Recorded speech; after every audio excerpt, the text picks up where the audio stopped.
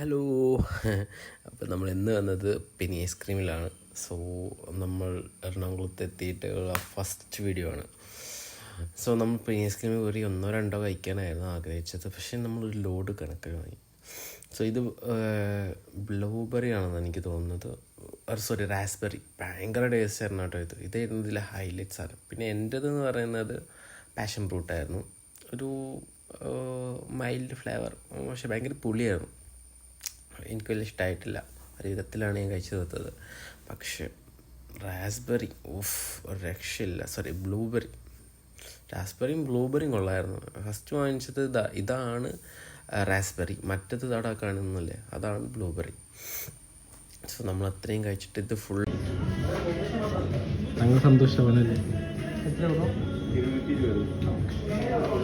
സന്തോഷമാണല്ലേ?